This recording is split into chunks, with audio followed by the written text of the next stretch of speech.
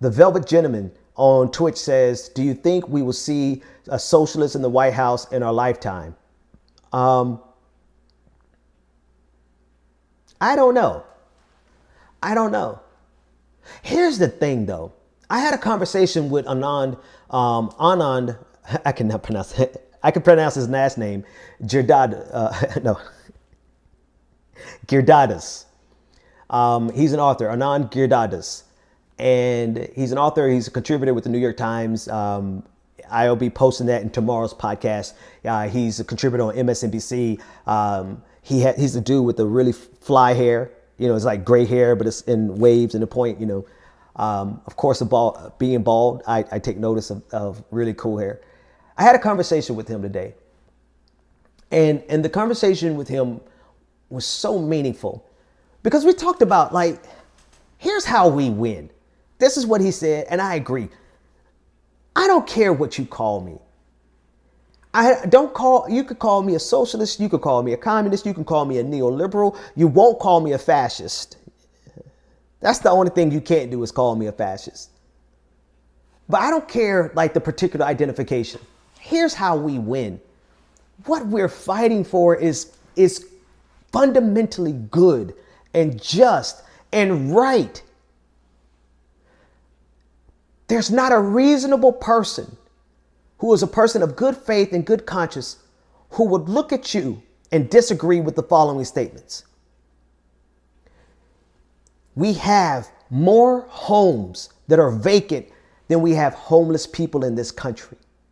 And we create enough wealth to not have to seize those properties, but to compensate those owners for those properties and to make sure every person in this country has a place to stay.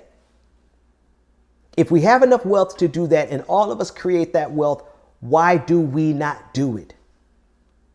Now, that's a little cumbersome. Well, I'll find a better way to say it.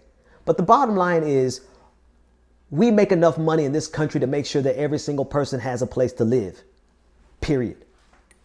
If that makes me a socialist, I don't care. What's important is that that's the right thing. That is the right thing to do. And us not doing it is an indictment of our character as a country.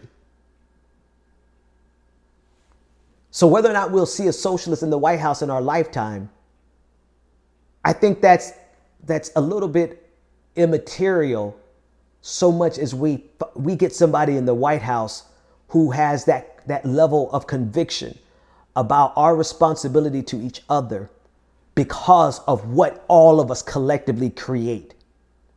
Jeff Bezos is a billionaire because of you. Every little thing that you order off of Amazon makes him a billionaire. Walmart, the Walton family, they are billionaires because of you.